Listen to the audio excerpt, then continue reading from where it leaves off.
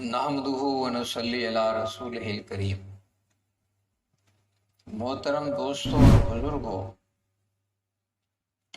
दुनिया के इस वक्त जो हालात हैं कोरोना वायरस की वजह से, वो बहुत अजियतनाक और तकलीफ देह हैं। इन हालात में सभी हजरात नुकसान से दो चार हो रहे हैं। कारोबार करने वाले भी, मुलाजिम पेशा हजरात भी, और दूसरे वो लोग जो मजदूरियां करते हैं, ऐसे लोग भी जो सुबह से शाम तक की मजदूरी करके अपने घर के चूल्हे जलाते हैं, वो सब बड़े बड़े नुकसानों से दो चार हैं। लेकिन ये हमारा दुनियावी नुकसान है जिसको हम सब झेल रहे हैं। मजदूर भी झेल रहे हैं, मुलाजिम पेशा हजरात भी झेल रहे हैं, बड़े बड़े कारोबार करने वाले भी झेल रहे हैं, बड़ी बड़ी कंपनियां भी परेशान हैं। लेकिन सब्र ज़ब्त का मुजाहरा सभी कर रहे हैं और सभी मुबारकबाद के हकदार भी हैं।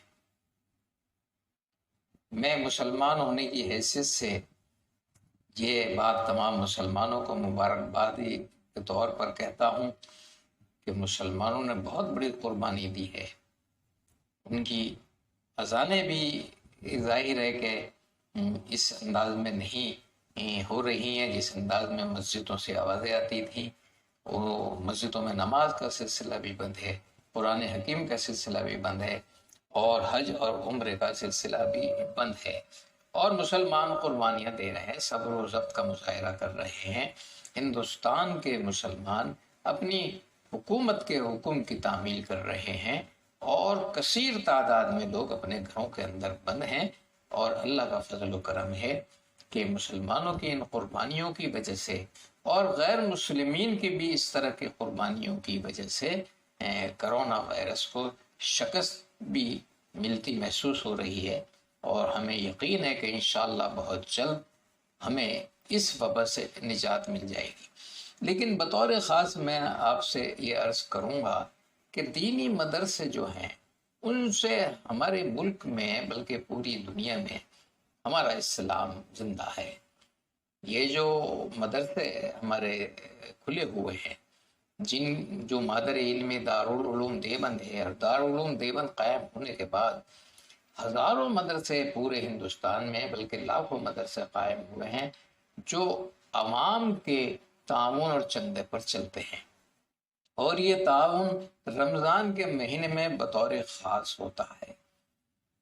मदरसों के सफ़ीर घर घर जाते हैं, बेचारे मेहनत करते हैं, और उनकी मेहनत और मुशक्क़त की वजह से इन मदरसों को ज़िंदगी मिलती है। देखिए, मांगना जो है वो ज़ाहिर अच्छी बात नहीं है, और कोई शख्स अपने लिए जब किसी से मांगता है, जब उस पर क्या गुजरती है, उसका अंदाज़ा वही करता है जो किसी के आगे अपना हाथ मजबूरी में फैलाता है। लेकिन ये सफ़ीर बेचारे मदरसों के खातिर मांगते फिरते हैं, घर घर जाते हैं, उनकी कुंडियां खटखटाते हैं, फिर उनसे पैसा जमा करके मदरसों में पहुंचाते हैं, और मदरसों में लाखों बच्चे दीन इस्लाम की तालीम हासिल करते हैं। देखिए, आज हिंदुस्तान में जो बड़ी बड़ी जमातें काम कर रही हैं, अगर देखा जाए तो वो दारुल उलूम देवबंद का फैज़ है। तबलीगी जमात एक अजीम शान जमात जिसने इस कदर मेहनत की, और उसकी मेहनत का नतीजा है कि मस्जिदें नमाजियों से भर गईं, लोगों की वज़ा क़ता दुरुस्त हो गई। लेकिन अगर आप गहराई में जाएं तो आपको अंदाज़ा होगा तबलीगी जमात भी दारुल उलूम देवबंद की औलाद है। दारुल उलूम देवबंद कायम होने के बाद बेशुमार दीनी जमातें बनी जिन्होंने अपने अपने अंदाज में दीन इस्लाम की खिदमत की। तो दारुल उलूम देवबंद की बेशुमार शाखें और सैकड़ों और हज़ारों मदरसे पूरे हिंदुस्तान में कायम हैं। लेकिन इस साल उन्हें बड़ी मुश्किलात का सामना है।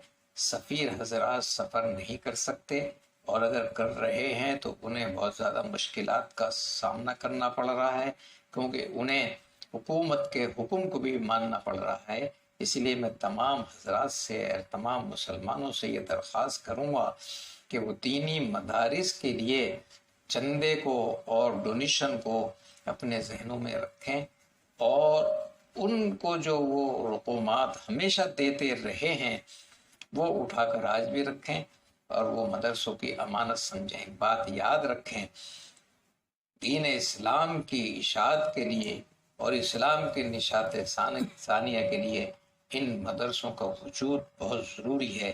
یہ مدرسے حقیقتاً اسلام کے قلعے ہیں۔ اگر یہ مدرسے ہمارے ضائع ہوتے ہیں یا ان کو نقصان ہوتا ہے یا ان کو مشکلات کا سامنا کرنا پڑتا ہے تو یقین کر لیں کہ ہمیں بھی مشکلات کا سامنا کرنا پڑے گا۔ لاکھوں مدرسوں میں ہر وقت قال اللہ قال الرسول کی صدائیں بلند ہوتی ہیں، اور ان صداؤں کی برکت سے ہمارے کاروبار چلتے ہیں، ہماری ملازمتیں برقرار رہتی ہیں، اور ہمارا دین اسلام زندہ رہتا ہے۔ دیکھیے، آج ہندوستان میں اردو زبان اگر زندہ ہے اور باقی ہے تو ان مدرسوں کی وجہ سے۔ جہاں جہاں یہ مدرسے ہیں وہیں اردو کے اخبارات بھی چلتے ہیں۔ جہاں کوئی مدرسہ نہیں ہے وہاں کوئی اردو کے اخبار کو خریدنا بھی پسند نہیں کرتا۔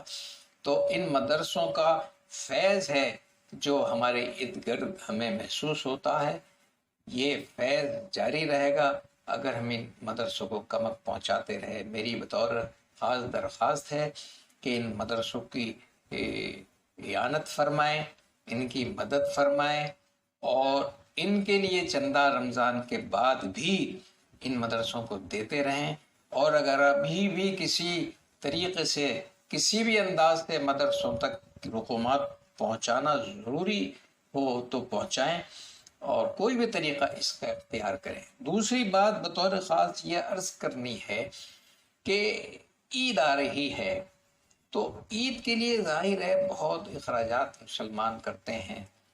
ہر شخص اس بات کی خواہش رکھتا ہے کہ وہ نیا جوڑا پہنے، نئے جوتے پہنے، نیا لباس ہو، گھر میں شیر بنتی ہے، اور بھی خوشیوں کا سلسلہ چلتا ہے۔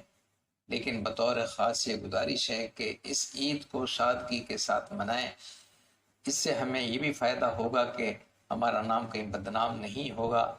دشمن اور سازش کرنے والے ہمارے چاروں طرف ہیں، پولیس کے مخبروں کی بھی کوئی کمی نہیں ہے، اور بد نصیبی سے مسلمانوں کی مخبری خود مسلمان ہی کرتے ہیں۔